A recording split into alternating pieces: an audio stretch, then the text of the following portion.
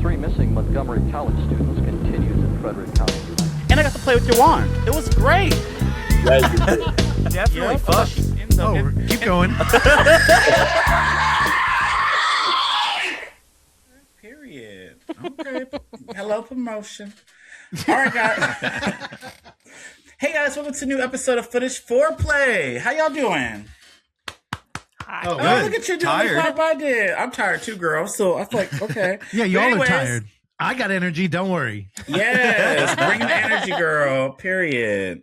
Evan, how you doing? You made it all the way back home. You were out here visiting us. How was your time? Oh, it was great. It was great. We started off the trip with Tensman Road at the Alamo, and I introed that. Which I want to watch that intro back, Russ, and see. I recorded it or what I did, period. Right. Yeah, I like to watch those things back and sort of How was it? How'd you do? I thought I did okay. I just, I went up there and kept it short and sweet, and we fucking watched the movie. We tried what was that popcorn? Salt and vinegar and goldfish popcorn at the Alamo. Terrell recoiled. I don't like salt and vinegar chips, and you said with goldfishes. It's popcorn, salt and vinegar popcorn, and there's goldfish in it too. Is it racist? It sounds like shit. I asked Russ before. I'm like, what do you think? Do we get that? And he's like, you want to try it? Here's what happened. First off, I pulled the menu out and because you said, what kind of popcorn do you want? So we're trying to do more intro jobs there, and I call it a job, but the way that they kind of compensate you for coming out, because Terror Tuesday is late now. And you always get kind of like last grab seats or whatever. They let you get a couple of things and we'll comp it. Maybe. I'm not sure if other people have different deals, but that night he was like, yeah, if you want to get some popcorn. And so I showed Evan the whole list. I'm like, dude, you want some churro popcorn? You want some truffle butter popcorn? He's like, how about salt and vinegar? And I don't know why, but I was like, damn it. That's the only one I didn't want. We've gotten it. Because we've gotten it before. Well, who would order that? The goldfish, I was like, oh, fuck it, I'll try it, because I'll never order this thing. No. And Evan, what did you think? Oh, it was phenomenal. I loved it. We ate almost the whole fucking bowl. You don't remember really we good. ordered it when we were... I don't. That's how much of an impact it made on me. In Theater 5. We were in Theater 5. It wasn't 5. It was a smaller one, I think. I don't remember. But it was the first time we saw those little desk table chairs and whatever. Y'all ordered salt, vinegar, goldfish? I don't know why. We got salt and vinegar, and it was like hurting my mouth by the end of it. It did. My mouth was raw as fuck by the time I finished it, but it was worth it. Worth the pain. Terrell, here's the other thing. I would not. We got a couple of beers, and they're rotating tap there. So I was like, "Do you want a dark one?" Because they had a new nitro, like a new dark one, and I'm like, "Okay." I'm like, "That's my shit." And everyone's like, "Yeah, I'm down." And this motherfucker gave me the beer. Dude, it tasted like fucking Copenhagen long cut. Like, what is that? Tell them what that is. Thank they don't you. know. I don't no idea what that is. That's like dip, like you put in your fucking lip. Oh. It's like chewing tobacco is what he said it tastes like. That's what it did. I was like, oh my God, his tea must have been so low. I'm like, give me that fucking beer. I didn't complain. He had the popcorn. I took the beer. And I should mention that Robbie Did you like the popcorn? Yeah, I wouldn't order it again. Oksana, you liked it. It just hurt your mouth. I also wouldn't order it again, though. I want to. Got it. It hurts. The truffle butter is so good. I don't know why you just go away from that. That's crazy. For somebody who would not order it again, that fucking hand went back into that bowl a lot. Hey, you know what? Just you like it, I love it. Period. No, and I think that's the thing, because when we did order it, we almost finished the whole thing too. And I'm like, by the end of the movie, he was like, "Should we get this to go?" And I'm like, I never want to look at this again. Honestly, here's the other thing: the way my brain works, I'm like, I need to be engaging with something all the time, and it just turned into a fucking. I went fishing. I was looking for goldfish the whole time. Yeah, no, me too. That's why I kept eating. I was like, I need to I should have stopped like half. So the goldfish added away to it. Then. Well, in a way that wasn't like, oh, it tastes better. I mean, the goldfish did add to it, because when I think of goldfish, I think of a weird little chip with like a little bit of rough salt on one side. Yeah, and the salt and vinegar, like you didn't really taste the salt in the popcorn other than. Yeah, it's a weird thing. The goldfish being in there, I feel like is almost a cheeky play on like fish and chips, but like okay, yeah, but it that does is funny. Weirdly like the the salt and vinegar taste when you get like a couple pieces of the popcorn and then the goldfish with it, like it matches. It weirdly works together in a way I didn't necessarily think it would. So you had two other options that were better, and you picked that. That is crazy. Like 4. No, they have a lot there. Yeah. They have quite a few popcorn choices. And I mean, they could have went just bottomless too. But that day, Robbie Banfitch called me before and went through he was like, hey, at this timestamp, you need to check and make sure that the audio isn't hurting your ears, because if it is, the whole thing's way too loud. And he was just nervous about the screening. So I went in there and I had transferred that energy onto Evan, who thankfully had a metric ton of THC in him and couldn't feel anything. And you did. I think you did a good job. You went up there and you were very, very quick, I think would be my only critique. But I'll send you that video. Cool. Maybe you could splice it in here. Yeah. So Evan Swift, you went there swiftly introed, period. Yeah, but that went good. And then the next night, we're going to get into our final night outing, but the next night we went to Cobb's and saw Jason Mewes. And that was super fun. So, it's so funny. Evan was out here for a week and everybody tried to make an effort to come see him. So like David Robson came out to Tinsman, and then shout out to Benji over in the East Bay with Warped VHS. He hit us up and went, hey, I got tickets to go see Jason Mewes at Cobb's. And man, I've never been so conflicted in my life. Could not be an easier, I'm busy. And that's the easiest. Like, nope, don't even have to think about it. And I'm like, oh, but fucking Evan, I'm sure this is probably like a dream come true. Not only do you get to way see into the idea. Well, yeah, you get to go to Cobb's, which is something you've wanted to do. Right. You've never been to that area out here in the city, and you actually like Jason Mewes. So, yeah, no, it was tight. It was a great time, and it was funny that the host of the show was Nick Scarpino, who was a host of a YouTube show that I used to watch for Kind of Funny. Kind of Funny Games had a show called KFAF that he was on that I loved. It was like a comedy type show. And it was just interesting that I had met him before at like a convention in the past. So it was just weird that he walked out. Like that wasn't something I knew was going to happen, And so I got to talk to him after the show for a second. Did y'all meet the Jason guy? No, you got to pay. Although Terrell, it was a meet guess how much a meet and greet cost with Jason Mewes? How much? I don't know who this man is. Guess. He's huge. Like he's in the Kevin Smith movies. They do cameos all the time. Jay and Silent Bob. He's one of them. He's a comedian. Because when I met Miss Pat, I think it was like, I was just bought merch and I spent like $50 of merch and I got to meet her. Was it like around that, like 30 to 50? Go ahead, Evan. Tell him. It was $20 for the meet. $20. $20. I wish Miss Pat. But it had to be in cash. Whoa! Oh, interesting. Yeah. Does he not have a card account or whatever? A bank account? I don't know why. Terrell. Who is this man? I had to tell you that because in convention, and y'all didn't go meet him. Convention culture, it's like $80 now to get a fucking autograph. It is wild. But or Terrell, 100. When I met the Scream people, they were like 110. Holy Billy shit. and Stu. Holy fuck. $110. Yeah, I got a 4K signed by Jason Mewes and Kevin Smith that was at the merch table out there, and that was only $50. Yep, he made the right move. No, Terrell. Okay, this dude was he even funny? Evan, I enjoyed it. If you like his brand of humor, you're gonna like it. But if you don't, you wouldn't. Can you give us a taste? I don't think you would like it, Terrell, because like I don't know. 25%. He might. 25% of it at least was like, oh man, I was fingering this chick and she was like, go harder, go faster. And I was like, gugadish. And she was like, go harder, go faster. I was like, gugadish. And it was like sound effects and like that's the whole he was set. acting it out and like it was high energy and weird, but I was into it. I would have fun. And she was like, take your pants off and start going, skubba-da-doo. And then she was like, skubba-da-deesh. I was like, see what? Like little kid comedy? Little kids love sound effects. I would say like yes. Kids comedy, kids bop. It's like, it's little kids, but filthy as shit what he's talking about. Like, so yes, like 12-year-old boy. He's describing. Oh my God. That's what every time I turned around and looked right at Evan. He's 52 years old, though. Go figure. He does have kids. And does his dick not get hard? So he got a finger. Scooby-Doo.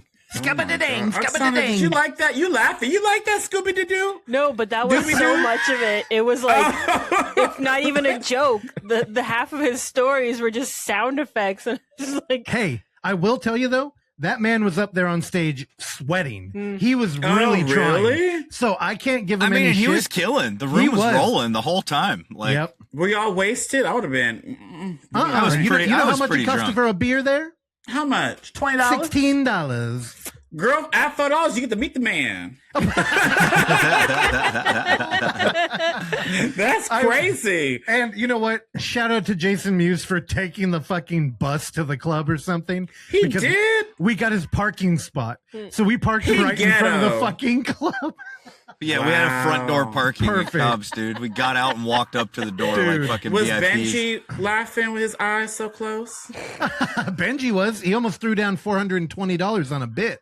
$420? Yeah. There was this an a joke auction on happening 420? there was an auction happening for an original piece of art that he had painted, that Jay had painted. Was it a and- stick figure? that's what it was. Kind of, yeah. And I then bet. as a joke, Benji's like, "Oh, somebody should do 420," or he said, "Do 420." And when he said that, Jay pointed at him and went, "We got 420." And I'm like, I started hitting him. I'm like, "You're in it now, motherfucker." And like, and then somebody outbid him and I went think over it. But he was sweating, but he's like, "That's cool. I got it. I got the money." Or whatever. that shit was funny. How that because worked he out. almost had You to wanna spend spend that it on to that? get it. It was at like $375, and I went, I would blow somebody for $375, and Jay Mewes went, "I might have to blow him, but can we get more than that?" That man was working. He should just go to Monster Palooza. He could charge $200. Wow. I Dude, bet right? he would. $100 autograph. Dude, they would eat that up there. Probably. Because they be spending money, girl. He's not in any horror movies. Yeah, he is. He's in a vampire movie. But they're That's expensive. actually pretty good. You know Because what? Let Lynn me look Shay, that I up. spent $100 to meet that bitch too. But at least Yeah. I got a follow back though, because she liked me. So clock that T. Ooh, Terrell.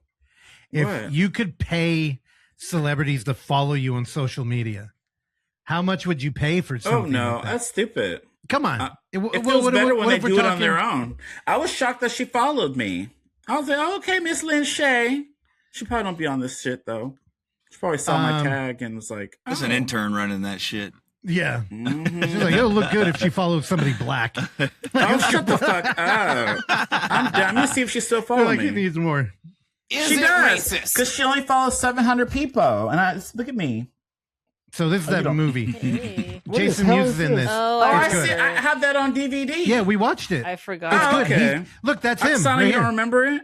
I do remember. No, I remember this shit was actually pretty good. Was Look he at him. finger banging bitches in that too? Oh, scabba-da-doosh. Here, let's do it. Scabba-doosh, scabba-doosh. Googadoosh, googadoosh. Googadoosh, googadoosh. And then the knife went He's in. also in Oh, and then I grabbed her. that movie, Humga. that movie Feast, where they're like in the gas Oh, station. they're like eating like hum-dum-nah, hum-dum-nah. Remember that movie where they're all trapped? It was like one of the Blacklist movies, or the Project Greenlight. Whoa, things. Blacklist movies. Is it It was racist? like one of the Blacklist like script movies, and then the Project Greenlight, they made it into a thing. He was in that too, I think. Yeah, he was in the Gulager movie. But also he's Yeah. in Moose Jaws. Yeah. No, that Kevin never Is got that made. another pussy joke? Unfortunately, that never got made. Moose Jaws. Like a It was moose going to be knuckle? like I thought Jaws, about but a it. moose. A moose knuckle. But he never made it. But Mo- before I end my That's the first My- thing I thought of too. story about the trip, I got to show y'all something that I came across in the Houston airport. Oh, your boyfriend? I found the fucking back rooms. Oh shit! It's white. No, you It found ain't, exit it ain't 8. yellow. It's You exit should- 8, yeah. You should have made the Exit 8. picture Exit 8. yellow. It's like this whole hallway is like super exit 8 liminal space. I got a little video here. Oh yeah, that's Exit 8 for sure. I never seen that. I want to watch it. With Y'all less keep talking shit on about the this walls. exit Yep. 8. But Even I when you tried turn to the watch- corner down here, it's like it stays this. There's a big section in the middle of the airport that's like this. That is sex. Yeah, Terrell. When you see it, this is And it. that is the Bay Area. That's crazy. It's another subtitle movie though. Huh? Is I it tried to watch racist? one this week, and girl, I couldn't get through it. No, you today. would fuck. It's You would good. fuck with Exit 8. Oh, You would like that okay. movie. There's not a whole lot of talking. Yeah. So All yeah, right. we went to Cobb's, went down the street, drank. Then third night, more drinking. We'll talk about that later. And then we tried to get some work going on virtual. Man, that would be a great segue into those notes. But anybody else going to talk about what they did? Terrell, what'd you do this week? What did I do this week? What did I do this week, girl? Don't put me on the spot, girl. This is my job. Now, I went. Oh yeah, my little brother. His birthday was yesterday, so I went all the way to Roseville to a Sunsplash. If y'all been, it's a big water park with giant slides, girl. There's a slide that you gotta walk up, girl. I was gonna tell this on Blu-ray Tuesday, but basically, I'll keep it a Cliff Notes version. Basically, imagine my fat ass walking up 20 flights of stairs carrying a fucking balloon. What is it? Those things called? Those little things? The things you got to sit in to slide like down a water thing. Yeah, I have to carry. Yep, you have to carry those up the stairs, and there's long lines of young kids and young teenagers and men's thinking they on Love Island, and you got to climb up. I'm out of breath. I'm looking at this girl, looking at that guy, and I'm like, oh, I can't do this. And then Cliff Notes. We just keep it Cliff Notes. Can't tell y'all everything. And then one of the slides I went down, girl, I screamed so loud. I think everyone in the cabanas heard me because everyone was stood up. There's people that stood up to look and see if I was okay. I was so scared because there's a slide that you go in and then they put a group of people in there in the little things and then they just drop you. They don't tell you when you drop and then you fall into this thing and then you slide down these things and you fall into the water, the ocean like that. But that's so scary. There it is. It's like that one. Oh, it's the green and purple one. It's so high up. Yep. And they drop you in that thing and you fly down. Bitch. I don't know if I could do it. Thank you. And if you're out of shape, good luck. And look at that. Look at that. Look at that. It is, girl, that water was extremely cold. And when it got in my mouth, it was all salty. I was like, ooh, does somebody shit or come in this water? It was so crazy. But for a minute there, it looked like you would come out in the Houston airport at the bottom of that thing. Oh, my God. Well, stay tuned, because that's a better story to tell over there. But yeah, that's that. That was fun. The brother, he had his little birthday. And look at that. Look at that. Look at that. Well, that looks fun. But anyways, it was a little fun in the sun. It wasn't too hot yesterday. I think it was hotter today, I heard, than it was yesterday. Which is good. I ain't complaining, girl. I was already hot and sweaty going up and down flights of stairs, girl. But yeah, that was it. Yep. And I hung out with you guys. It was a good little reunion special, which we'll get into later. And I just worked. That's all I did. What about you, Oksana? We all out of order today. Yeah, I mean, hosting, so I actually didn't go into work one of the days I was supposed to, but so I didn't. I think you stayed home, you made a bed, you did some dishes. We really, housework, what everyone wants to hear about. The boys were gonna party, so we're like, Oksana, you gotta pull your weight. I know, because you had partier. You guys were partying all week because Evan was here. I will say, I you ordered. Threw up. Come on, let's get into it. You threw up. Didn't she throw up and party with y'all? Oh, you did throw after up. Jason, I was gonna say Cobb's night. She drank. Yeah, she was. We did shots before we left the house. She got wasted. Okay, I did one shot. I had a drink that I wasn't driving, so I was. She's like, it's not yes. She's like, I had like a small amount of vodka. What I think was what did it. I ordered a $24 cocktail drink. $24. What was in that, girl? That thing was big. That better had 5-6 shots in there. Nope. I should have brought. I mean, if they dissect your entire purse, which is how they found out I had a multi-tool. And then Russell gave me shit. He's like, "You trying to bring a knife in?" And I was like, "It's just in the bottom of my bag." Okay, you the new Frankie Maniac woman. Oh my God. Well, hold on. Let me defend myself. So every time we go out, actually, Russell, you always have a knife in your pocket. That's clock. Every time we go out, yeah. But Oksana will be like, "Do you have your ID?" Because it's like a bar, right? Or am I going to get it? I'm like, yes, I have my ID. Then I also didn't. I also left my knife. Hold on. My God. Wait. I left my knife there too. So I'm like, I'm not going to fuck nothing up. I get there. She's got her knife in her purse, and this idiot left his wallet. He left his ID at home. Y'all in is my a backpack. mess. Luckily, we were parked right outside. I was like, oh, let me just throw this in the car. God. Okay, in my defense, it's just in the bottom of my purse. You actively put that thing in your pocket every time. Yeah, thank you, clock it. Because don't he always, am I wrong? He always has his fucking knife. That's why I didn't even think about that. It's just like laying in the, but they put your purse on a table and they take it apart and they're just. We've all had them go through our purse. We know what's up. But what about Evan? What the hell's your excuse? We were going to a damn bar, and last time we did this, maybe in Mississippi they don't card. Oh, is that true? I mean, there's no comedy club in Waynesboro, Mississippi. But not as long as you're living there. She was trying she was like, do you have a picture at least? Or he's like, a picture of what? And she's like, your ID. What kind of my picture? God. Why did you say that, you nasty cunt? Well, because I thought maybe you she wanted a get photo her of moose me. knuckle. So, I didn't know what she wanted a photo of. He's like, do you want an autograph? Oh my God. He's like, she must have watched the inverts. Not available. July 4th. Oh yeah, July 4th. Yes, period. Right. That's this YouTube this and weekend. Bloodstream. Also, a note. I want to correct myself on the past. About time. There was a couple 170 episodes. The couple times I mentioned that Inverts was coming to Bloodstream TV, I wrongly disclosed that there is no free tier for Bloodstream. There is an ad-supported free tier for Bloodstream, and you just pay to remove the ads, so you can watch that for free. But they do have like movies that aren't available on that, right? They do they have exclusives that are only available on the. It's set up kind of like Screenbox or one of those where, like there are, premium films that are like behind their paywall. They're exclusives, but the rest of the library is they and a sponsor, so we're good there. But Inverts is coming out July 4th. Oksana, did you have it? Oh, sorry. Inverts. The gift to America on its 250th birthday is the Inverts from Evan Jordan on 4th of July. Oh no, you didn't. You really created that? Oh Lord, have mercy. No, he wrote that. He wrote that music. Actually, that's an original. I recorded it. I thought that was from the old times. The olden times, yeah. Terrell, you got a commercial? Oh, you didn't talk about your time. Oh, we kind of did. I mean, I did. I hung out with y'all. All right, guys, use code Foreplay on OnlyFoundFootageFans.com and save you 10% on some found footage movies, girl, and merch. Period. That's right. I haven't heard from him in a while. Is he still alive? We'll find out. I'm sure there's. I know. Evan, did you ever give him his $20, or did you use it to meet Jason Mewes?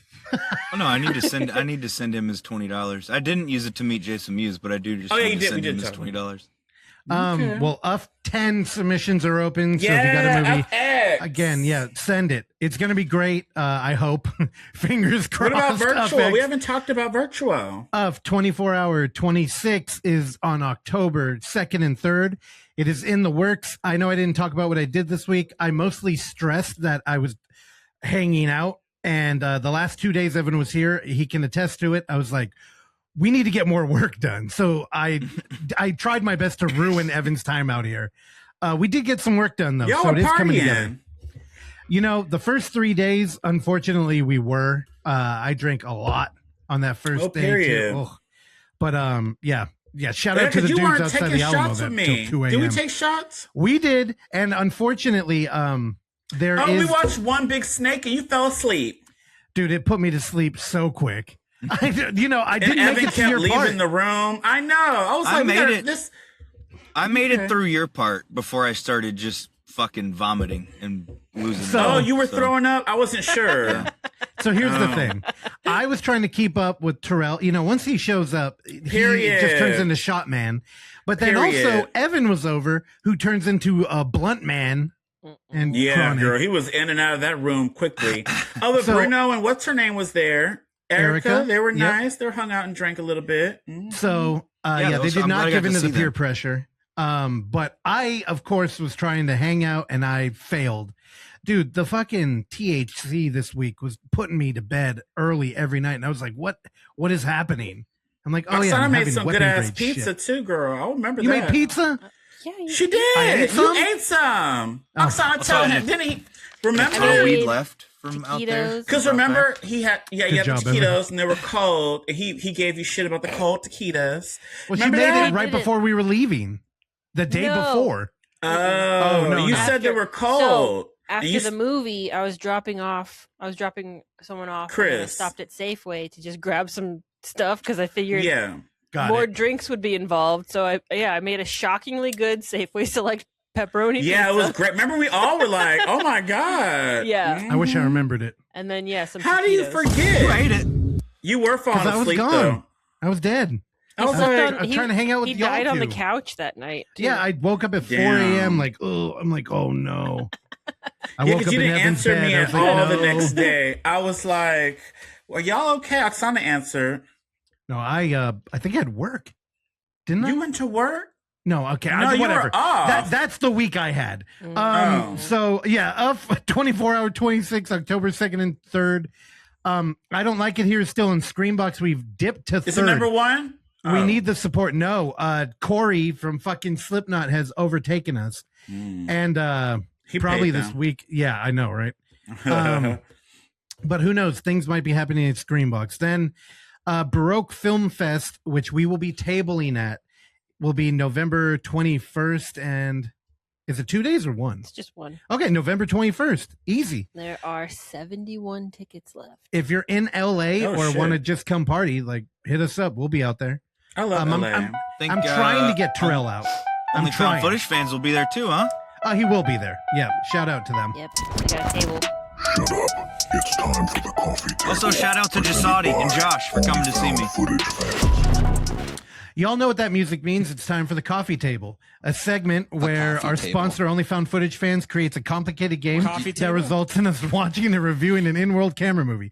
Last week, we watched a movie that was very irritating to try and remember the title of off the top of your head when you're going to Tubi to type it in, because it is 11:23-09:59, or Not About Fear, which it would say if we're looking at IMDb right now. You know what? Let me go and share that, because I sat there telling Evan, it's not called Project Angst, dude. I'm looking at it right now. And then, you know what? It's right here.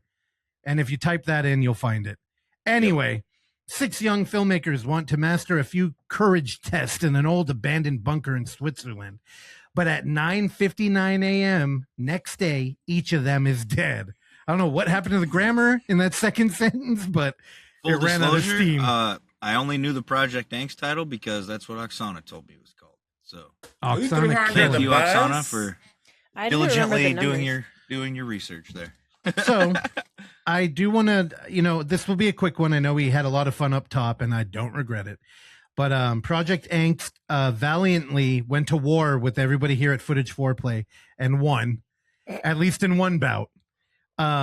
So Terrell, how many times did you try to watch this? 2? Twice, and I fell asleep both times. So Damn. Evan, And mind you, I'm sorry, it didn't work out for me. I tried. Hey, here's the thing. The first time we tried to watch it, it lost 3 people immediately. And then Evan got on a plane. And then he didn't land with time. Oksana, did you try and watch it at all?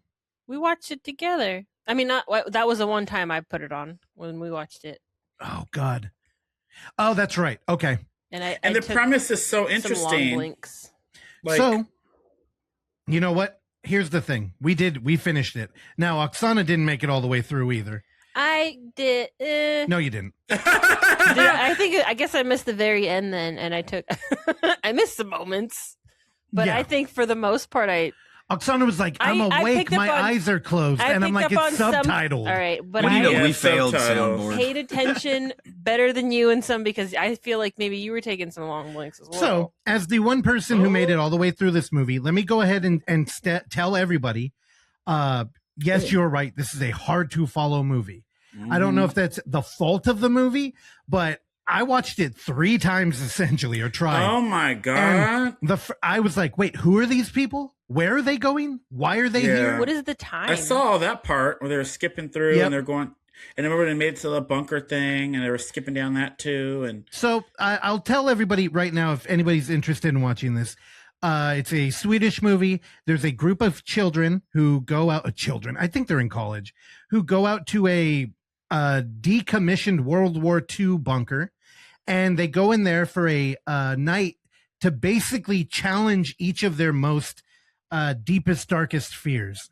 So, somebody's scared of the dark.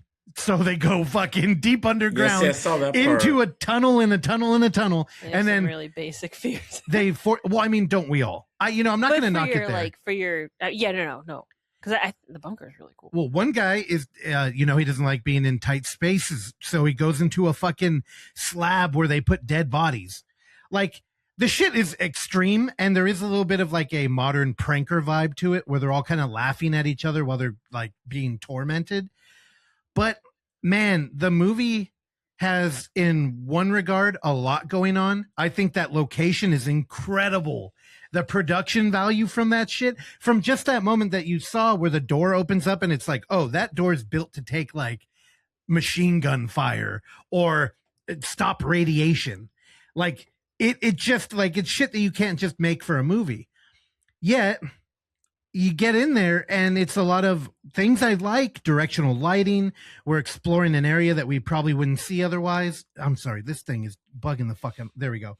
It's calm as air, dude. We get in there and the problem ultimately is either one, there's a ton of shit lost in translation, or two, we're just not given much with the characters. You'll come to remember them by what they were scared of. And then there's a prompt in the beginning of the movie that says all the kids died, just like in the synopsis here, which is, I'm like, God, when's the last time a found footage movie did that? And I don't know. It is kind of a bummer just being like, yeah, they all died. A lot. That movies sound boring. Well, the thing is, when they get in there, I'll go into brief spoiler territory. Well, can you just tell me the ending because I want to know what this ended. Well, they all I'll tell you that they all die. Yeah. So because the lead up, like, what was that? What's the big? What was the big thing? Well, the crux is that when you see it, they're brought in by a dude, and he's like a weird mute, and there's somebody who went missing in that bunker old man years prior, and they're like, who the fuck is he? And he's strange. He's drinking water off the floor in there, which is just, man, it made me cringe watching. But so that happens. They get in there, and there's like levels to it, and the dude starts locking them in. They're like, what the fuck are you doing? Like, we don't want to be locked in here. And they had a buddy they were going to meet, and they're like, he set it up. So they go down there and they meet the guy, and he's like, yeah, that guy, I don't know who he is. And there's a little bit of an adversarial relationship. But anyway, what the movie ultimately ends to be is that these kids go in here to like test their limit or whatever, and somebody brought some baggage in. So it actually gets a little bit paranormal. It's not bad. It's just... I was wondering if that shit was haunted down there. Was it Gucci? I don't know how it... The baggage? Oh my God. Yeah, okay, he's not goofing designer. around. All right, let's just end it. I didn't watch the rest of it, so... No, how don't many watch it. star rating and who do you think The it's joke's for? so bad it made Terrell want to just move the fuck on. Yeah, move on. Here, so the thing is that the movie ultimately, I think, would benefit from like a complete sound redesign because it should have been more gripping. I mean, with some like Foley work and then like 5.2, you could be immersed in there. But I think that's the problem everybody has with this movie is it feels like you're watching a TV. Like, I don't know, you feel so removed from the people. I don't know if that's just me, but there was something that was just not immersive about this film in any regard. And that's kind of one of the strengths about an in-world camera movie. Well, I mean, I think it kind of added to it feeling like not a movie, but like they were really just in this fucking bunker filming themselves because they all just kind of like, there's a lot of like cross chatter. They're all talking like the subtitles. I don't think were the best. Maybe the translation. That or whatever. Definitely was weird too. Yeah, because none of it felt very like he's getting lowered into whatever, like a pit that, whatever. And it doesn't feel tense at all. No, it feels like you're removed from the film. The most tense part is probably when that guy was leading them down and like shutting all these doors behind yeah him. But even that felt like you just knew you shouldn't be going there. Yeah, so it's like turn around and leave. Like that's the only real thing. So yeah, okay, as the only person who watched it, can I ask what was the criteria for picking this movie? I know they were all themed Evan. I was gone. Do you mean like you picked it? So I don't know. Oh, I'm not asking you. I'm trying to remember because it was what was the clue?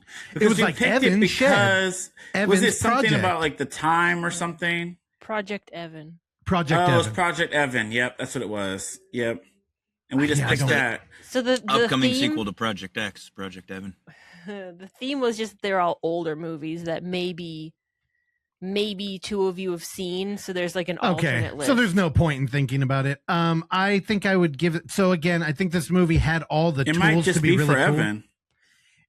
It had everything it needed to be a good movie, and ultimately, for some reason, it's just not engaging. So I'm gonna give it, 2.5. I hope it was Project Punish Evan, and I missed it entirely. And I think was just this gone that movie week. was for probably me, because I think I'm guessing, and I don't trying to even know why I would lose. put any thought into this. Maybe he thought I'm the only one stubborn enough to try and watch it.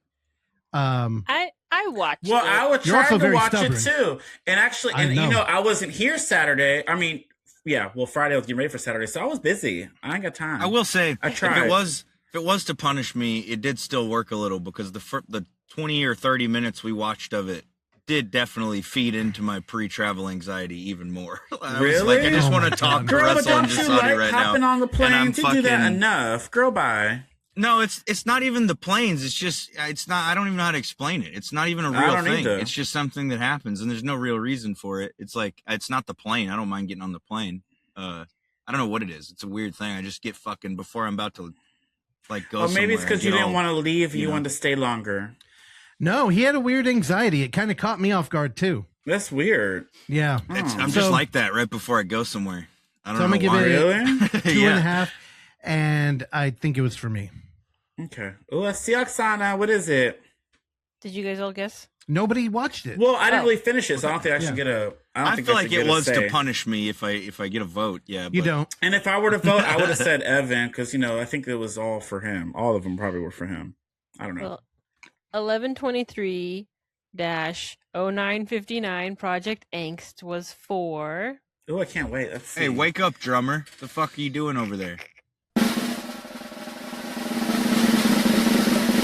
The guy who wants to draw our angst for not settling his debts. Told you. What the fuck? I told you. Fuck off.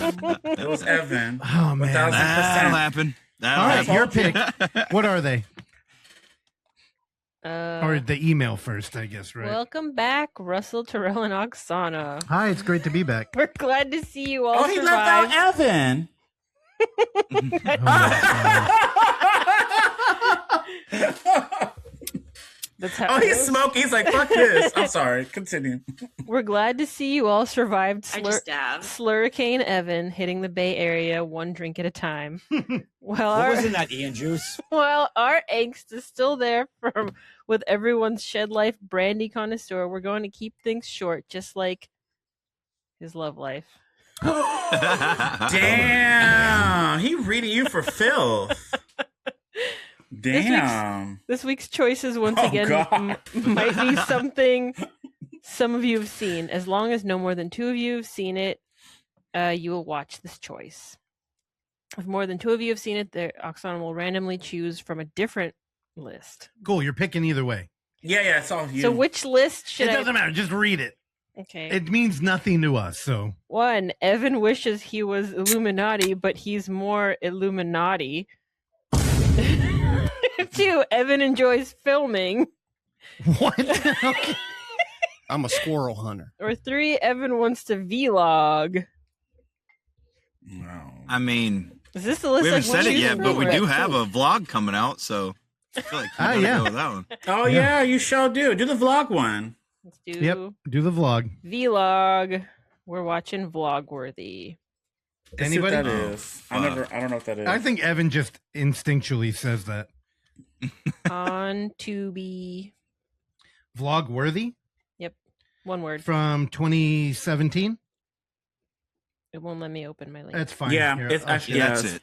That's it. I'm pulling it up right now. She Des was is dying. a vlogger desperate to increase the number of views on her vlog and generate sales of her homemade jewelry.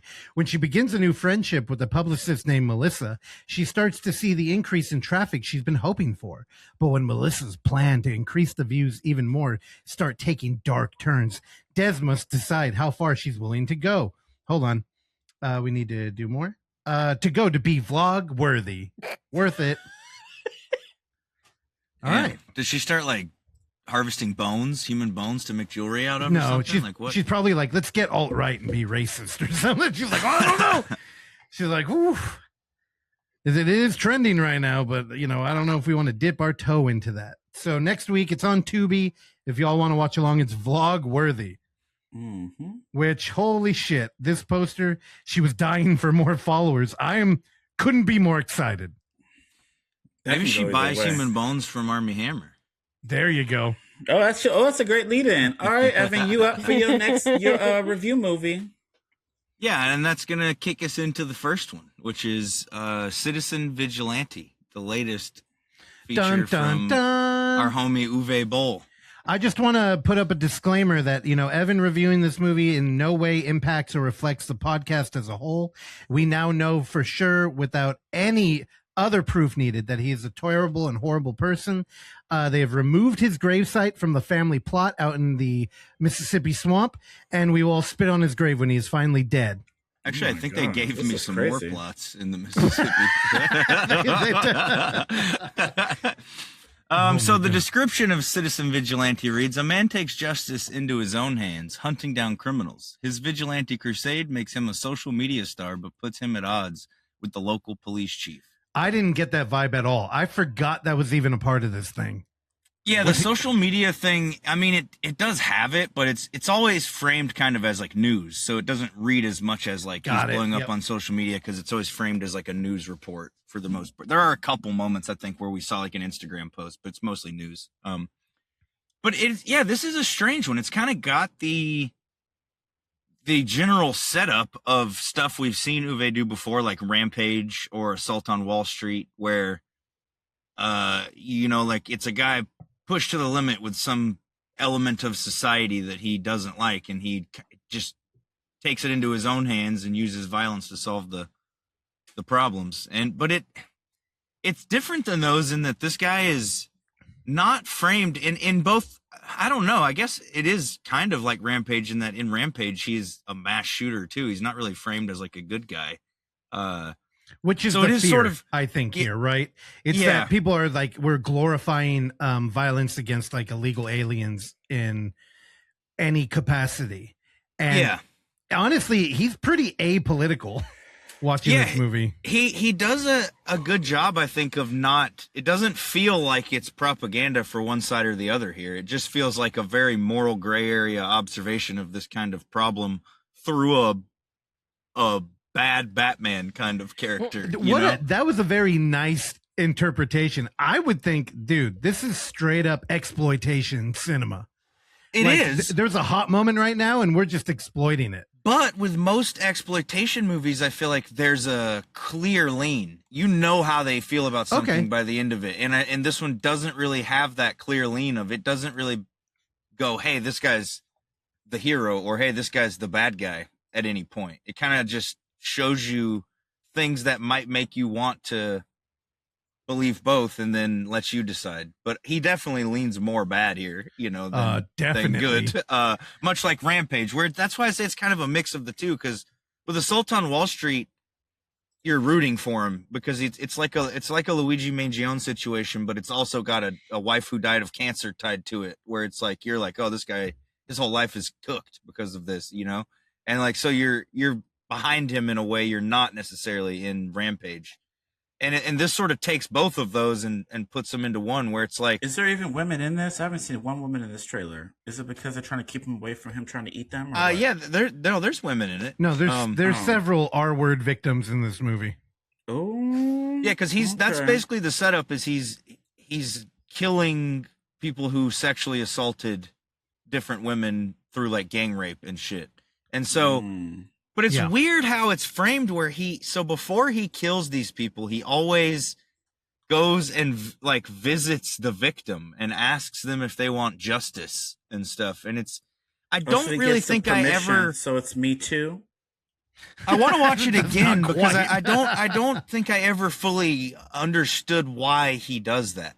I don't think it ever was clear to me like what his motivation was for doing that part of it, especially when he's not necessarily taking that kind of moral high route with any other aspect of his life, because he's kind of like he's a landlord. He basically, his backstory is that he was a Marine veteran, and while he was serving in the Marines, his father died overseas in England, and he leaves and goes over there and just basically never comes back, and he inherits all this, property and land and stuff, and he's like a landlord basically. And so you get scenes where he's talking about, oh, if they don't pay the rent, then we're gonna get them out. We got to get them out immediately. And his lawyer's like, well, we can't. It doesn't work like that. I'm gonna have to go through a lot of things to get them out. It's not gonna be like night and day, overnight kind of thing.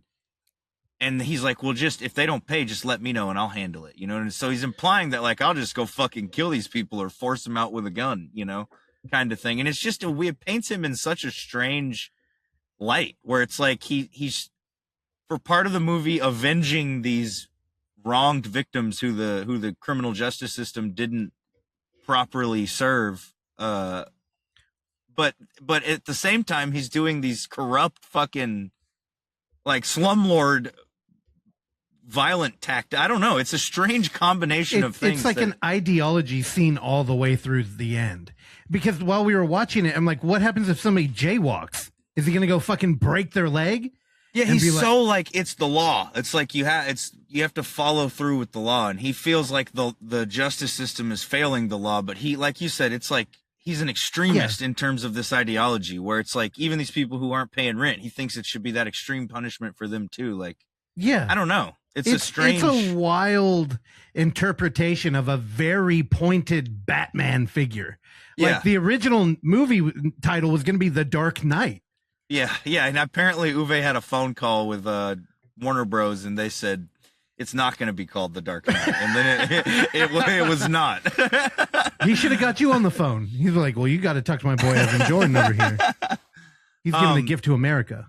Yeah, so he's trying to make a Batman movie with this man. Well, the character is very Batman inspired. You can feel it because he's like supposed to be striking fear into criminals' hearts, but the criminal could be us if we're late on a month's rent.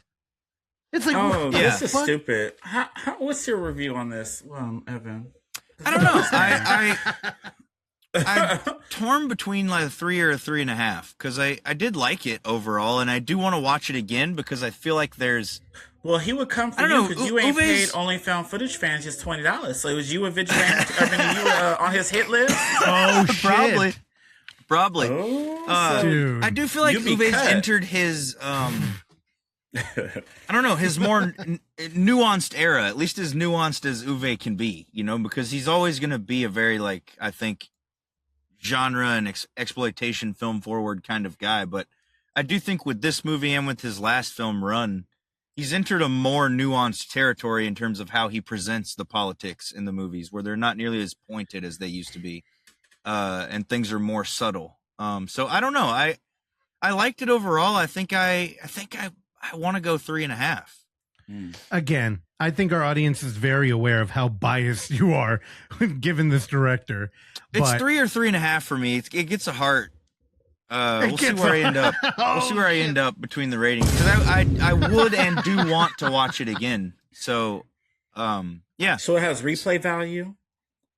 If you're into Uwe's films, I think it does. That's the thing too, is I think you got to know what. I mean, it's one of his movies. You know what you're getting into when you turn on one of his films. I think it's that's part of it too. Is like, if you go into this thinking like it's going to be something it's not, then you're going to be disappointed.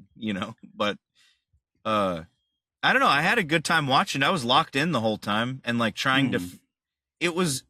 I think it was making me more invested too, trying to figure out his motivations and stuff. We might have paused it once to go smoke. But Terrell, just so you fully understand, again, a couple of countries weren't going to allow the release of this movie because they were scared that there would be an increase in violence, or maybe it was like a call to arms. I'll say right now, it's definitely not. Well, because in the movie, so it opens up and there's a long scene of a mom at a grocery store with her boy. And they're getting some food, and she walks outside, and there's a dude who just is walking right at her, just stabs her in the fucking neck with the giant dagger, and he keeps going. Kid? And she collapses. But dude, Terrell, the blood in this movie is straight up Tarantino. Like arterial spray. She's just like, oh, and like her boy's just like, mommy. It's like fucking brutal. Dude, it is. It's like Maniac The violence Cop. is brutal in this movie. It's an exploitation film for sure. The problem is that the way that this is kind of being talked about in the media is that this is like some alt-right call to arms or something. And it's so much weirder than that. It's because the dude doesn't even have like an ideology. Actually, he opens up the movie talking shit about Biden and Trump. He's just like, these people aren't going to do anything. I forgot that element. He does record like vlogs of like his kind. It almost feels like a manifesto he's recording, which is something that is fully present in Rampage. Also, Uwe's prior movies where that guy's constantly recording like manifestos and posting them. Yeah, Uwe really wants to get in the head of these people or try and understand what makes like these kind of characters tick. But this one is definitely like an evil Bond character mixed with Batman. So I don't. But again, so because it was getting blacklisted and like, dude, jump on Letterboxd. It's one of those like rating bomb things where nobody's watching it, but everybody's giving it like half star. Yeah. So he put it up on X for free for 2 days, and fucking Elon Musk, who loves to weigh into this shit, just retweeted it, and last time I checked, it had over 15 million views on there. So it did, So it got people were actually watching. Is that why I've seen some posts where it was like #2 movie or something streaming? Yeah, or probably. something, yeah, probably. Compared to a bunch of big box movies. Yep. Wow. Because it was a freebie one on there. And you know what? When we talked to Uwe, this is kind of what I was saying. I'm like, Uwe, you're kind of built for this like edgy fucking let's all battle online. Yeah. Wait, he was a character. I was hoping people were looking at Oksana over there. He's a character. Did y'all see her? We're not talking about the OnlyFound footage movie anymore. You can't fall asleep. Oh, this is why you should watch the video component, because you get to see cool moments like that. But also the vlogging stuff. Evan did tease it earlier. We will have a vlog by the time this episode's out. Go check YouTube. We're only going to put it up there, but we're going to have a vlog immediately after seeing the Jackass movie where we're all kicking it. And it's very short. So just go over there to like our YouTube All right, page. let's move on to Jackass now. So let's go. Who talking? Yeah, we went to go see Jackass Best and Last as a gang. Meow, meow, meow, meow. And it's best that it's the last. Period. Oh, listen to him. Is it So racist? yeah, I think No, I was laughing in there. I was drunk. Before Terrell even got there, he's like, "This clear people shit." Yep, I sure did. and I will say I like the fourth one. Yeah. So this movie, we all know you like dick, dude. Was Girl, kind of that in these movies. And they always look beat up. Why his dick look beat up? Because they had bees sting it and glass all over it and lit it on fire, had a bear gnaw on it. Crazy. It got beat up. A snake bite it. Everything. Mouse traps. Oh, God. Crazy word. It's like living with Oksana. We cutting Evan off. Oh my God. Y'all, you like mice. I can't do it, girl. I'd scream and yell and jump on tables and shit and break them. Mm-mm. I like them when they're pets.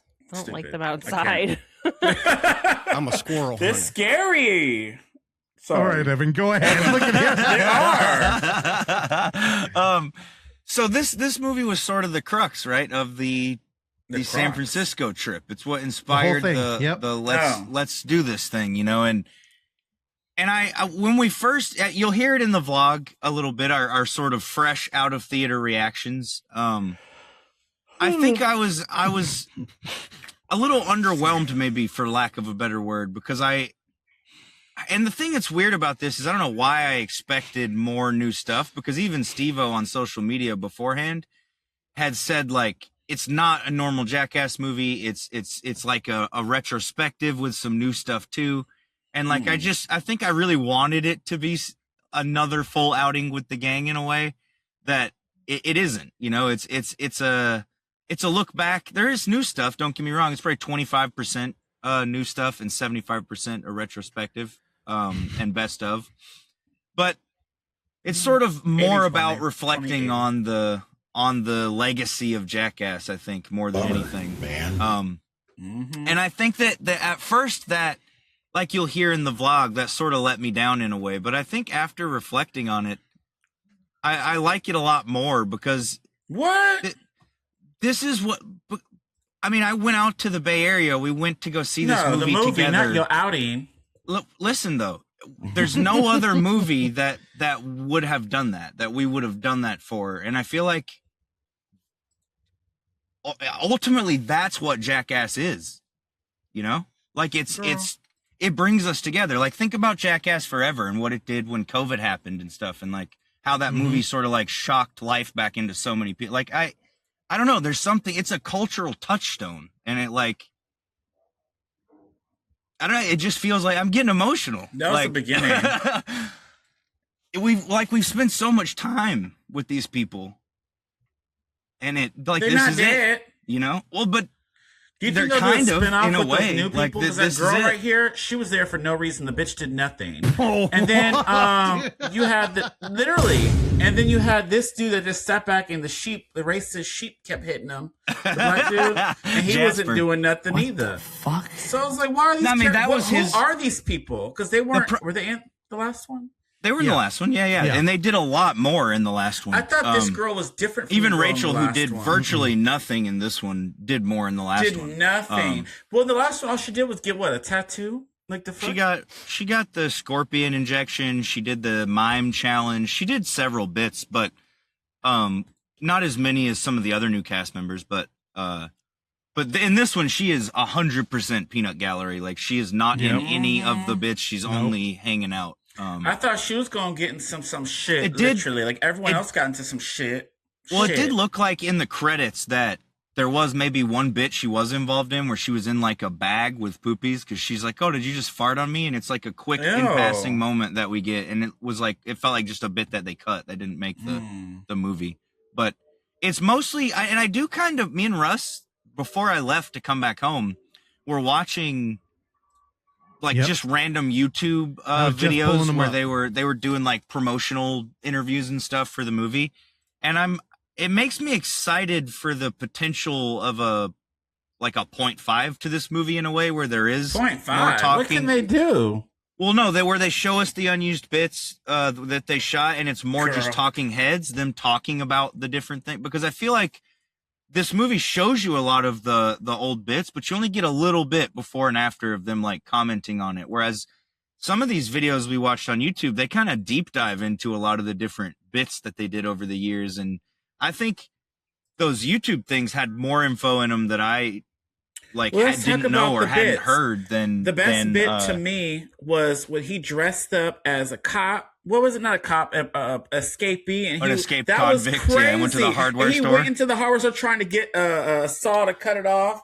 When the cop pulls up in mess. that, it feels like a fucking Reno 911 skit. Like she fucking gets out of the car and has her gun pointed. The car's still rolling, and fucking it's ridiculous. Yeah, I was like, is this real? Bad That cop, she could not drive. It was real. Yeah, no, that's real. Yeah, and that and like the gun like, thing that opens it where he shoots he was himself. like, I guess so. A lot of those things were on the internet, just were never used in like movies. So I will say that they do kind of promote it as a lot of unused footage. But if you're an autistic Jackass fan like myself, you've probably seen it. It's stuff that's on the internet, but it's like and it is primarily just bits from the previous movies. It's not a lot of even unused, stuff. But I think that's what I'm saying. Upon reflection, I'm not as disappointed by that as I was when we left the theater because it created this whole thing. Like we got to fucking go hang out. I don't know. It just feels like the escape room still was had fun. the same cultural What effect. movie was that from, Russ? When the escape room? That's new. They did That's Silence new. of the Lambs, fat but they had the Hell escape room. And it had the snake in there. That was good. I remember laughing there. That was the I was band cracking footage. up. They do have the unused, Bam, which I hadn't seen. Nobody had seen. Was the he was like, "Get the me out Silence of of the Lambs here!" with Bam in it. That was good. But no, they did do the escape room, the new escape room bit where they're like go through they have to put their hand through the hole and then it's the shoes on it's the a booty thing that hits them. hole. And yeah, that's all new. They shot all that new. It looks like they kill Aaron at the end of it with an electric chair, dude. But yeah, no, I do think ultimately I am glad that they made this, you know, and glad that they did it another outing and just kind of had this reflection and retrospective sort of movie, just because it allowed this all to happen, and it kind of had the same effect that Jackass always has, where it brings you're making homies it sound together. depressing. Evan, no, I'm not. It's a happy thing. Yeah, Evan, I am so happy that you got emotional there, because you're right. I do think a lot of people see this as movies about friends hanging out, doing dumb shit, period. Right. But when you came over after, we were talking about, I feel like this is a movie made around a lawsuit or something. Like they couldn't do X, Y, or Z, so they just did blah. And I did end up feeling kind of what Terrell mentioned earlier, where I'm like, at this point, Poopies has had such a life on YouTube that's been kind of like sad. And you want to root for that guy because he just seems cool. Oh, and he's phenomenal in this one. And Zach. And, you know, it's like, why didn't you just give them more time? Like, I like Jasper, Zach, and Poopies, dude. That's it. Build a new cast around them. Rachel, I don't even know why she's there. She feels the most out of place. And I don't know if it's just because they didn't use her as much. Also, the other guy, Eric Manaka, who joined the crew in the last one and was barely present, is not present at all here. Like, he's not even here in at this all. one. Yeah. They do add Adam Ray as the voice of a robot who's in it.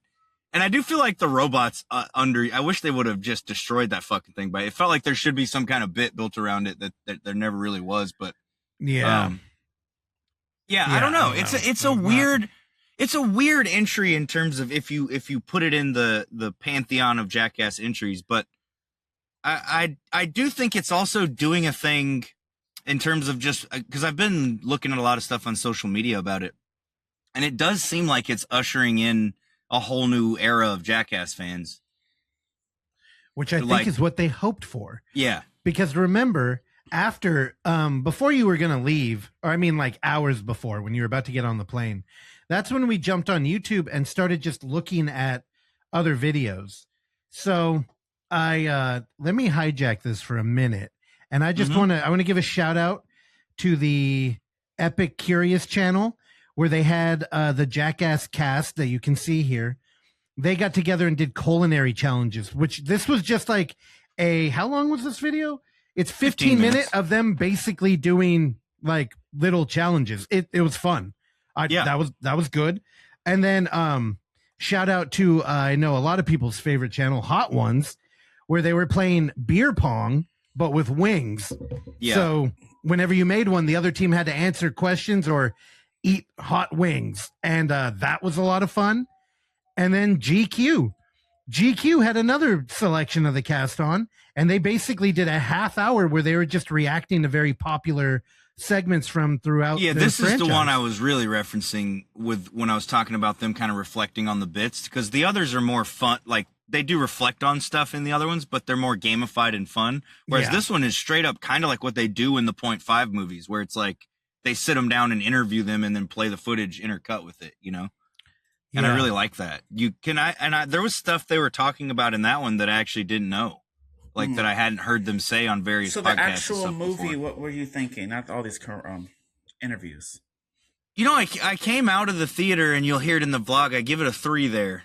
And I think I'd go up to a 3.5 now in a heart. And who knows, upon rewatch, I would even go up to a 4, but 3.5 in a heart for me for now. Cool. on Jackass Best and Last. And I loved it, and I'm excited to get a Blu-ray at some point and because they do always load those up with deleted scenes and extra shit. So I'm excited to hopefully get a Blu-ray at some point. And maybe. I don't save. I gave it 2.5. All right, Oksana? It's probably 2.5 too much, but I had fun because we were all together drinking. Even though y'all weren't really drinking and partying with me, I was loud. I had a good time. And that was I don't think you were all the way at the other end of the. I know. And Mikey was dry this way, and I was just like, okay, whatever. But I was drunk. I had a good time. Mm-hmm. I don't think I said it either. That was my night. But that's I went up there loaded. That's something that's worth mentioning too, is that even though it was bits I had seen, I still, for the most part, in addition to the new stuff, I still laughed until my stomach hurt with you guys. And like, it still made me emotional in the theater. So I don't know. It still had all the things that I would have hoped a Jackass movie would bring. So that's why in reflection, I think I liked it more than maybe I thought I did when we left the theater, you know? I thought it was weird that they didn't dive into how emotional it was making Johnny more. He got choked up twice, but I'm like, you could have lingered on that. Like, yeah, that man made me teary-eyed every time he would get choked up in the theater. Oksana, let's go back to her. Y'all cut her off. What were you about to say, Oksy? They cut you all the way off, girl. I mean, I didn't grow up watching Jackass or anything. Me neither. I think we can tell. I'd still probably go like 3.5 because of the theater experience, because it was still like, it was a lot of fun. Yeah. And I didn't know most of the other stuff that, you know, the repeats. The ones from the last movie I recognize, but like, I haven't seen all the shows or whatever. All right. I'll keep this brief, but my experience and the reason that we brought Evan out was that Jackass playing in a movie theater meant you got on your skateboard and all your friends went out there and you just like got rowdy in the theater because everything was just making you squirm. And back then, you know, like male nudity was not as common as it is now in film. So it also felt like you were watching shit you weren't supposed to. And like, I don't know, it's adolescent boy shit all the way through. So the idea of bringing Evan out here was like, hey, we're going to get in the trenches here in a minute for a virtual. We need to have like a fucking team building exercise and go out. So I will get into this in my review thing, but we threw on Jackass 2 to like pregame it. Yeah. And man, I've never felt so betrayed by a pregame movie because we went in there and it was like, fuck, we just saw this shit. And we put they use a lot of Jackass 2 stuff in the new one, but it's in all fairness, there's some of the best bits they ever did were in that movie. So in that GQ YouTube episode, multiple times they're asked about like, what's the best, which movie's the most brutal, and the answer to all of them is Jackass 2. Yeah. So what's the best movie for a new fan to watch? Half of the people there kept saying Jackass 2, and then Johnny would be like, no. Johnny and Jeff were like, no, it's the new one. And it's like, because that's why they make the big bucks, because they know how to market the movie. But at the end of the day, I was kind of looking forward to having, new things to talk about. And because of the way that it was cut together, I had trouble even remembering the new bits. The grossest new bit was that one where they're playing Twister in the shit suit, the sweatsuits, and they drink the like colonoscopy stuff and shit all over themselves. That shit was fucking disgusting, dude. But dude, if anything, this movie made me want to rewatch part 4 because now I'm like, dude, part 4 they did some legitimate like fucked up stuff. I've always said, dude, part 4 fucking rules. Yeah, and 4.5 is sick. There's a lot of unused shit that was really good for part 4. I don't think I saw that, but yeah, for me, I think I'm probably at a 3. I liked it. It was fun. I mean, I couldn't be happier with like the group we got to go out there and just watching this movie and hearing Terrell on the other side of the theater screaming was great and cursing white people for all their dumb activities. But it was nice to see Bam there. I wish they would have brought him in the movie, maybe not to do a stunt, but just to reflect on it. Yeah, unfortunately, I saw some social media clips after the fact that I think he's not even interested in doing that still. He doesn't seem like it. He's not past it all enough, I think, to like want to fully be back in it, you know? When you is he sobriety? Yeah, he's sober right now. And he's crushing it. I highly recommend going and watching him skate now. You can start to see old Bam. Like, you know how everybody used to always be like, oh, dude, it's like old Bam. And you're like, no, it ain't. We ain't even close. Now it's like, holy shit, he's getting there. back there. Yeah, and dude, I hope we might. I really hope that popular? as he. No, but he was one of the most spin-off, right? Him and Johnny were the most famous too of the lot for sure. Yeah. Well, Bam was a professional skater, and then he had his own show, and then he met the band Him, and got into drinking. But the thing is. And again, if you're not familiar on the Bam thing, he didn't want to come back because, he would say he got hurt. And then that's what would lead to like the pills and then to the drinking. And, you watch part 4 and the first fucking thing that you see is them trapping him in a room with the snake where because I had gone down this journey with Evan prior to the movie, I was kind of presented with that. And like when they first found out that Bam was deathly afraid of snakes. And it's they make him cry. They make him cry. And then you see in part 4, they put him in a fucking room with the snake. And it's like, dude, he probably went and drank immediately after that.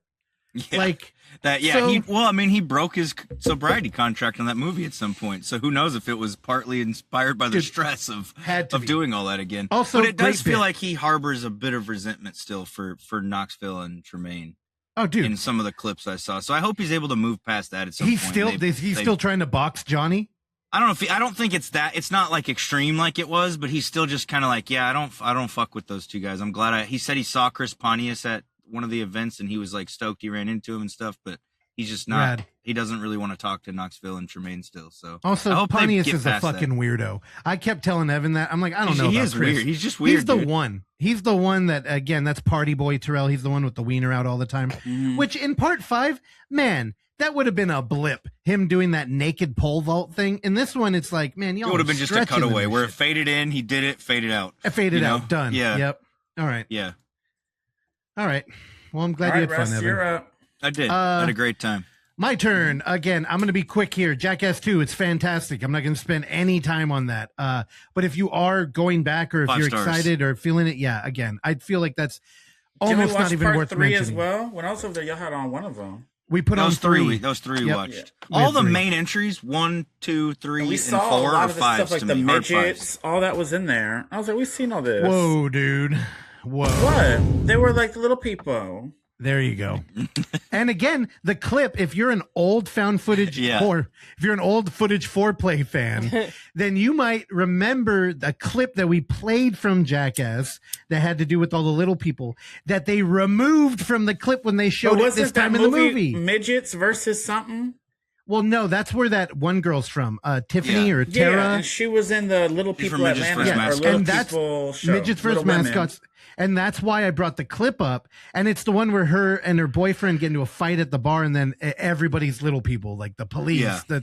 And it's great, except they cut out the funniest bit at the very end, which go look it up. Too much time on this already. One thing I do want to mention, me and Evan, we were doing a lot of comedy stuff. So, of course, since neither of us had seen it, and I'm not going to spend a lot of time here, so don't worry. We watched Tony Hinchcliffe, Man of the People, the Netflix special. I'll tell you right now, no good. Whack. It's kind of like, imagine if there was Kill Tony, and then it's Kill Tony. Everything's the same. He comes out, sits down, except Red Band doesn't bring him out, and there's no guest and no bucket pools, and he's just sitting there talking to the crowd. Every now and then he might do a bit, and then he'll start talking to the crowd again. It's that for an hour. Skip it. You don't need it. Yeah. Even if you're a big Kill Tony fan, watch it. We watched the fuck out of Kill Tony, and I thought that special was whack. Whack. Terrible. Yeah. And I think he needs to eat that humble pie, so do not hide from the reviews, Tony. I know you listen to the show. I ain't never going to recommend this special, Tony. Thank you. That was Russell's Letterboxd review. And I ain't ever going to recommend it. And then I watched one more movie that Evan has mentioned on this show multiple times. Hell yeah. Which is Grizzly Park from 2008. 8 young adults are sent to do community service at Grizzly Park. There, they are hunted by an escaped serial killer along with the animals of the forest. What a weird fucking synopsis. So shout out to Tom Skull. Only movie he's ever made. More like Tom Skullduggery, dude. This movie is a weird fucking slasher. It is a actually, it's funny. We have an interview coming up, and Terrell's going to review the movie that it was centered around, Frankie Maniac Woman, which is also a serial killer slasher comedy thing. This one is more traditionally a slasher, but it's fucking Gooftown. It kind of feels like I Still Know What You Did Last Friday the 13th, or Scary Movie, which I think before we were recording, we were just talking about box office shit. Did y'all see how much money Scary Movie made? Was it a lot? Dude, it crushed it. Dude, yeah, pull it up. You're a producer. Yeah. Yeah, but Grizzly Park, it's a traditional, and Terrell, think about it this way, late 2000s, again, it is 2008. But you know how they started flirting with doing supernatural shit again, where for a while you would just get nothing. It was all whodunit. Mm-hmm. This one was hinting at it, and then there's a big bait and switch at the end of the movie. But this thing is pretty competently written and acted. It kind of feels like it just needs like rediscovery, maybe. It immediately reminded me of when we watched Shredder. You remember that, Terrell? That yeah. And like we all threw that on DVD. Exactly. I think Terrell would like Grizzly Park. Oh, dude, he would fuck with it. I don't think he would love it because the comedy is very written here. So it is very jokey. It's very pointed. But man, it's got the look. It's got the characters. It understands the formula. It does interesting shit. Yeah, I don't know. I'd recommend it. I think I'm going to give that 3.5. And I was shocked that this was the movie that Evan had brought to the table because, you know, immediately when this fucking knucklehead's going to bring oh yeah, it's a horror comedy. I'm like, oh great. How many fucking like how I can't do that. And thankfully I didn't have to. Honestly, it's like, imagine a very distilled Reno 911 that is pointedly trying to be serious, but it had like a very dry kind of like American parody humor. I don't know.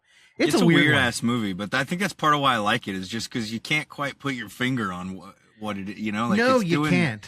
It's doing so many different things, but it doesn't feel like a mess like it should by doing all those different things. It feels like it all works, you know? Yeah, and Whitney Cummings is in it. Yeah, she's at the very end. Remember the news reporter who's like, people dead at yeah, a bear suit was found. So that's fucking her. weird. Also, it's not available to stream. So keep an eye out next time you're at your local Amoeba or like resale movie store, because this is definitely going to be a Shredder dollar bin kind of buy. Yeah. Sorry, Evan, I just found it on DVD when a Blockbuster was closing, and they were liquidating stock, and I just bought the fuck out of a bunch of random movies, and this was one I bought, and I dug it. That is the perfect way to describe this type of movie. It's when Hollywood Video's going out of sale or out of store, out of business, and they're just liquidating everything. You buy a bunch of horror movies you would have never rented. Right. It has that vibe. There's a budget. Everybody's a professional, but you just never heard of it. And Emily Baldoni, the lead female in the movie, she is in a bunch of later like genre stuff after that, like that sci-fi movie Coherence. She's in that, which I really like. It feels like a Benson and Moorhead movie, even though they didn't do it. Also, Coherence is tight. Update on Scary Movie 6. It's grossed over $215 million globally. Yeah. And it was produced on a $30 million budget. It quickly became the highest grossing film in the franchise and pushed the whole franchise past the $1 billion milestone. Also, I think it might have beat Scream 7, Terrell, if you can fucking believe I that. saw the post. Isn't that wild? I'm sad. What the fuck? But I mean, I get it. It's comedy. Loyal to a fault. I hope these kind of things like but make studios want to make comedies more, because they have had stopped completely there for a little while. Studio comedies are like hopefully coming back, but they've been dead as fuck for a minute. You heard the Scream 8 rumors that it's supposed to... Oh, God. It sounds stupid. Well, not really. It takes place in London, and it's going to elaborate more on the mother-daughter shit with Sydney and Tatum, and Gail has a bigger role. And I'm like, oh, okay, I thought we were moving past these bitches. She's going to be a detective in London? She's going to be Sherlock Holmes, dude. Because at first everyone thought it was going to be the college setting of the new kids and Tatum going to college, but... they're skipping that. I wonder if it's gonna be like a college trip to London or some shit. I don't know. Oh, okay. I thought of that. It's funny. I'm kind of down for Scream to turn into a fucking travel vlog. That's what it's really about to be. They went to New York. Yep. They're probably going to London. It's going to get over Scream 10. Where they going to be in space? Do found footage Scream X. Scream X. Get the. Oh my God. The Scream tapes. Good. Found footage. There'll be two blades across each other. Oh hell like yeah. The two buck 120s. I'm sorry. I don't know if they'll get that far. They might. So Frankie Maniac Woman, did they have a buck 120 in that? No, it had more ridges. It was more like the Jason one from... Well, they had Jason 3 different knives. And they had a machete. One of them. Good segue. So, Frankie Maniac Woman, y'all got to watch the Thursday episode. Please listen, watch, play. And on July 14th, y'all need to watch this movie. This movie's great. Frankie Maniac Woman is about an aspiring LA singer-songwriter confronts childhood trauma, internalized misogyny, and an industry fat shaming until she violently breaks. And girl, I think a little of everybody could relate to this shit. It's a little bit Leatherface. It's a little bit, what is it? Like you mentioned, Russ, like a John Waters film. It has comedy, great acting, a great soundtrack. She killed it, my girl Dina here. And it's brutal. It's gross. There's a scene in there you'll hear about on the next episode that just grossed me the fuck out. Yeah, I loved it. And we need more female slashers. And this bitch, yeah, she's mentally unstable as it is. And then I'll have, certain things happen to her as the movie progresses. It's like, okay, yeah, and you root for the bitch, because I sure was rooting for her. And I thought this was solid. I can't wait for people to watch it. What about you, Russ? What'd you think? Oh, fantastic. I love it. 5 stars from me. And Texas Chainsaw. Blu-ray Tuesday, stay tuned. I'm going to try to dress like this bitch. Stay tuned. I can't wait. You're going to get you at, what is it? Oh, I can't think of nothing clever, but Terrell, Maniac Woman. I don't know. But we're going to get it. But Are you gonna be I rocking love the this belly? movie. What look are you going to do? I don't know. It was kind of, I slipped up. I wasn't going to say anything. It was supposed to be a surprise, but stay tuned. Well, now the expectations are high, dude. I know. I haven't did a dress-up video in a long time, so I think this is the one right here. What do y'all think? Again, Frankie I'm Maniac. to see this. Frankie Maniac Woman. This comes from our homie Pierre, last name unpronounceable. We had him on, I think, episode like 131 or something. Yeah, last September. Talking about Traumatica and Two Witches. And this, I'll tell you right now, if you heard that episode, you know how I feel. I think he is exactly what he claims to be. He's a French filmmaker who came out to Hollywood to make horror movies, right? And he loves Scream, by the way.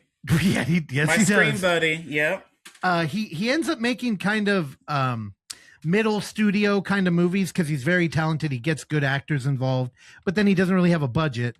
And he's got like interesting storytelling devices. So his movies always feel off in a good way. I'll tell you right now, this is his run and gun LA love letter movie. It feels the most traditional in a kind of like Tarantino mosaic of film style. And it is just, I think it's the best thing he's made. And, yeah, we were just talking about that because I was trying to rank all his movies. I love me some Two Witches, but this one is up there. I love it. I was rooting for this girl. I felt bad. Like you could relate to her, and it is very, very, very, very LA girl. It's straight up, and it's not the kind of LA that you would see in like a Refn film. But I do want to say, pay attention to it and watch it at least for Dina. She did all the music for the movie. She performs in it. She's a singer. And she's got the same kind of uncontrollable energy that Terrell has. Yes, we're like personality. Her personality oozes out through this film. Yeah, and you know that the best part of One Big Snake that Terrell's in. Imagine the whole movie's that. The whole I movie. hope you're listening, Charlie. Yeah, so the whole movie. Yep. It's you want to talk about a rewatchable film? I think. Yep, I'm watching this again. Oksana, I can't wait till you see it. I think Sigarides, by the way, Sigarides. Good job. Good job, dude. How do you know how to say it has a T in it? It's silent. It's French. Yeah, they're just trying to trick you. The French are tricky. The turtlenecks. Yeah, stay tuned for the Thursday episode. Yes, it's fun. Stay tuned. All right. I'm super excited to watch this one. Hell yeah. I want to see this. To him too. I told him the kind of edition of Blu-ray he needed to drop for that movie. Remember Russ? Russ was like, "What else?" Dude, it was the wildest thing. Terrell's like, "You need a 2-disc lenticular slipcover. You need it to be reversible inside." I did. In a clamshell box. I need all the editions, and he needed to have the album in there, bitch. I wrote it out for stickers. Didn't I post them? You were being a fucking cochina over there. I was. I'm like, oh my god. And she was like, Dina was here for it. She was like, yes. Also, shout Uncle out Frank? to Uncle Frank. Yeah, I knew it immediately. I love how you can look at a poster and know it's him right away. So shout out. He did the art. We didn't get to mention it. Oh, we didn't. I know. Next time they'll be back. We did shout out the other guest from a former episode on here. Go. Oh, listen you to is a mess for that. That's just you. Ooh, girl. No, not that one. The different you is one. A Met. Oh, no, a different. Yeah, a different one. Wait, what He worked on the audio design. Let that be a clue. Okay. Oh, I thought you'd be the shady. I like the shady. No, okay, I'm not never being mind, because that shady. might get cut. Oh, because something do need to get cut if she put her real numbers, girl. No, that was a joke, dude. This was a tease. I'm sorry. I always thought you were being shady again, girl. Damn, what the fuck I don't know what happened the in hell that that interview? is. Oh my god, damn. Y'all, I thought it was a good interview. Anyways, moving on to something not as exciting, but I enjoyed it. But y'all didn't. Not y'all, but you listened. Supergirl, period. It's getting a lot of flack on the internet because y'all niggas ain't watching it. And people are telling, because men don't want to watch, the girl movies, which is crazy because, I don't know. I get it. I don't know. But there's a lot of back and forth about that. Women also, can get wet too. Superman, personally, for me, is a boring character. I'm more of a Batman guy, and all the Superman stuff is just whatever. But I watched this and I thought it was cool. No. But Supergirl, she is cool. She's kick-ass. She's badass. If you watched the last Superman movie, that was flawless. It was so good. And I don't like Superman. I like that movie. She shows up in the end. She calls him a bitch, which I love. That's my favorite word. Shout out to Too Short. And so you get a whole movie on that. So it says Kara Zor-El, aka Supergirl, joins forces with an unlikely companion on an interstellar journey for vengeance and justice when an unexpected adversary. Okay, this is too stupid. Basically, what this movie's about is her. This movie is very Thor: Dark World, Mad Max, and Guardians of the Galaxy. If you just put them in a blender and they had a baby girl, that's Supergirl. So basically, it's her. She's the cousin of Superman, and Superman's so beloved now at this point. And she lost her family, and they sent her to go be with Superman or whatever and just go be the guardian of the world or some shit and use goodness. But then she's just so angry with everything. She just can't find goodness. So she's on the red planet. The red planet, I guess, because Superman and Supergirl get their powers from the sun. The red planet, it makes you human. So she wanted to feel because she couldn't feel anything. She doesn't have anything. So this movie's about finding your place in life and your core group or a belonging of some sort. And she goes to the red planet where she has no powers. She just drinks her life away. She just smokes it up, drinks it up. And she has a dog. That's her family, is that little damn dog, Crypto, which is adorable. And earlier, Evan and Russell talking about watching all these interviews and shit for Jackass and getting emotional. Well, I watched a lot of interviews too about Supergirl, and I was all into it. And she was talking about how the dog wasn't real and it was CGI, and it was weird pretending to have a dog lick on you, and you had to do all these little emotions. So when I went into the movie watching, I'm like, oh yeah, the dog licking her. Girl, she had to fake this and act. Yeah, she was getting wet from the dog saliva, and she was eating with it. I don't know why white people could eat ice cream and shit, feed it, and then they eat it right after. That's disgusting. They lick their balls, they ass, they shit. And it's just weird that you can just do that, right? So Supergirl does that, and basically that's her life right now. And she just, and I like how this movie kind of showed you as it progressed that you could be, because the whole movie is about her being good, and she's very rough around the edges, but it shows you how you could be a good person but still be tough and not take no shit. And that's what she did. I saw a little Buffy the Vampire Slayer in this movie as well, which really got me. There's a lot of moments that you could the characters are very similar, if that makes sense. And once you get your belonging, like when Buffy had her, I don't know, it's a whole thing. I could really go in on that, but y'all probably bored of that. So I like this. So basically, it is about revenge as well, because there's a little girl. It opens up the little girl. And she has her family. She's a brother, a mom, and a dad. And there's this weak ass villain. Oh, that's another thing with this movie. I think the villain was extremely weak. Like, I feel like that if it was a stronger villain, that might have elevated the movie a bit more. But this villain was very weak. We ain't going into a superhero movie to get emotional and to get like, oh, look at a girl finding her belonging. She got comic books. Where she has godlike powers, so that could be boring. So I can see the disconnect could go with that. But this villain was very weak. So basically, he slaughtered her whole family, and she wanted revenge. She's like 12, and she wants revenge. So she goes to the bar trying to find one of the demons, because all the little Guardians of the Galaxy monsters at the bar. She wants revenge, and she wants revenge. So she tries to go ask all these motherfuckers in there that's drinking if they can help her get revenge on this man, and no one wants to help her. But then she had this sword, and then this demon takes it from her, and Supergirl's like, let me go help her. So with no power, she still fought him like a Buffy, like a Slayer. And it was great. She was flipping over stuff, fighting, blocking. And I was like, okay, girl. I will say there's a lot of talking. It is almost 2 hours long. And I do think the highlights are the action and the medieval-ish stuff. Like Lobo, he comes in, he's like a bounty hunter, and all he is about his paper, getting his money, and getting his job done. He don't give a fuck about nobody. Don't talk to him. Give him his drink, and he good. And he was the star of the show. Love me Jason Momoa? Yes, They needed more of it. It was great. He was getting his little whip, and it's DC's Money Boy right now, huh? They just put him Yeah, in he was fucking Aquaman, everything. and DC is very confusing because this is a whole new timeline for them, and all the side movies are just side storylines. They're not part of the official storyline. This is the second movie in the new official storyline. That's why he's in it as a different character. That was the villain she was face to face with. So basically, as the movie's progressing, it's her trying to help the little girl because she doesn't feel like the little girl needs to get revenge because she doesn't want the little girl to grow up with grief and anger like she did by killing a man because that she knows what that does to a person. So it's just Why she looks so little right there? Is she young?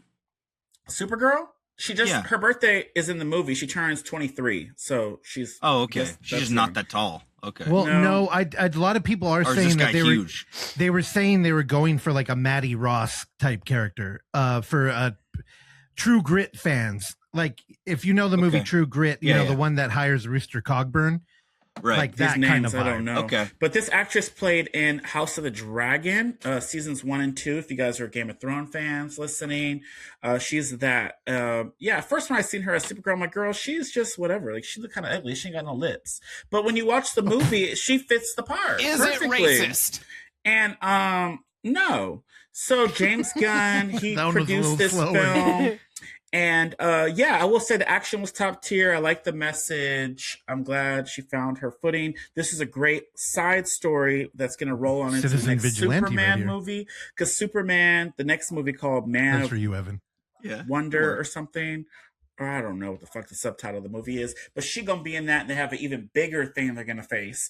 So it's kind of cool. So basically I got sidetracked, but Crypto gets poisoned by the same guy that slaughters the little girl's family. So both ladies are trying to get revenge because Crypto's her life, and she has only 3 days to get the antidote from him to save her puppy. So if people said that Crypto was the best part of the movie, that little stupid dog, he ain't stupid, but that dog's only in like 20 minutes of the movie, if that. He at the beginning, and then he get poisoned, and he just laid on the bed going, ooh, arf, arf, like that, the whole fucking movie. I can't believe you didn't love that. That's some Olaf fucking Disney mascot bullshit. I like Crypto, but he's barely in the movie. I just told you it's a 2-hour movie. He's in there for 10 minutes. I know that's a lot of what I've read. Is the complaint is this should have been Lobo and Crypto. But there is a Crypto movie coming out. There's a Crypto, spinoff. So stay tuned for Crypto the movie. Is The Rock in the new DC universe? No, that's the Black Adam movie. Those are destroyed. There's no more. This is Dwayne The Rock Johnson. Oh, what is that? Anyways, I gave this movie 4 stars. I think people are going to visit this movie later and be like, oh, this wasn't a bad movie. Side note, I did watch before this one. I watched the 1984 Supergirl and Girl, Pure Shenanigans. Have y'all seen that? No. Girl, can I tell you what that's about? That is whole different Supergirl. That Supergirl, she got thrown to the town. She came out the water. She wasn't even wet. She came out, ooh, I'm Supergirl. And she can get wet too. Yeah, she went up against the villain of that was a wicked witch, right? And she was a witch that was mad at Supergirl because she stole her man. So this old bitch, she older than this man too. There's a man that all the girls want at the school. And he got the muscles and he does like construction or something. He cuts trees. And in this movie's wild, by the way, and the witch did a spell on him where the first woman or person he looks at is going to fall deeply in love. So she wanted the dick. She was all putting her legs up. I was like, what is this old hag? She's at least 60 years old. She wanted this young man. Supergirl comes around and saves him because he gets away, and she uses her powers to make a tractor like kidnap him and bring him back to her lair.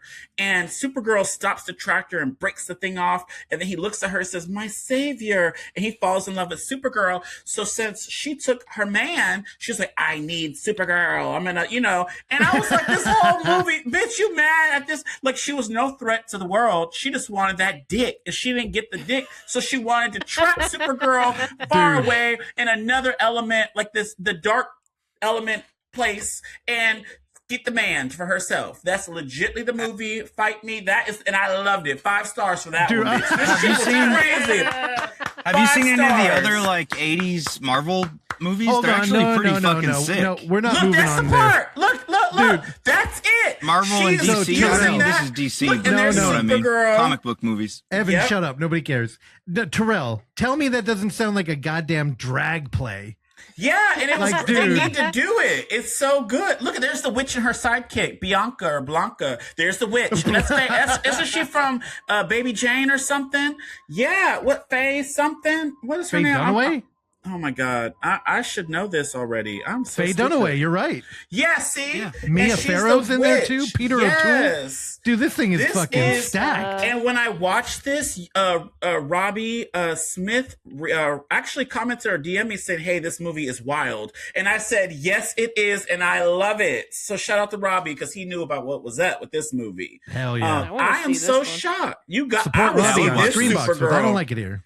Yep, These this are is the 80s Supergirl. superhero movies are sick. Yeah, I was For the shocked, most girl. part. All I for love some the dick. Punisher from Could you 89 believe it? with Dolph Lundgren. It's fucking dope, dude. He rides a motorcycle through the fucking sewer. It's sick. I like this better. Her No, Bridget Powers okay. for a man. Like, gotta you know give how context. the movies, there's like and this movie was trash, by the way, but I loved it. I don't care. This was crazy because I didn't expect Well, it's it. his I was like, lair. this can't be what He this goes could through be. the sewer to his lair on his Okay, motorcycle. we're talking Yeah. about two different things. I know. And Evan's only talking about the sewer because they don't have any of those in Mississippi, so he's blown away. Also, Terrell is correct. Supergirl movie was released and was a critical and commercial failure, Yeah, I grossing get only it. about half.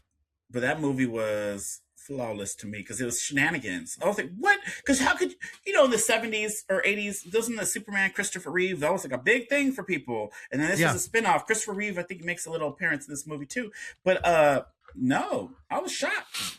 I was really shocked by what I was watching. I was like, this Dude, I'll can't tell be you what right I'm now, watching. you sold me on that Supergirl That for one was sure. great. Yeah, I would watch that. I've never seen that one, but I would definitely watch Me that. neither. Dude. So I watched it. I was like, this is crazy. Pure shenanigans. It's on Blu-ray and it's on HBO Max. So period. Dude, hell yeah. I'm into that. Anyways, that's it for this week, y'all. Y'all got anything else? Um, Watch Frankie Maniac Woman's our interview episode on Thursday, and then when's on the Friday movie the 13th. Wait, what Friday the 13th? 4th of July is on Saturday.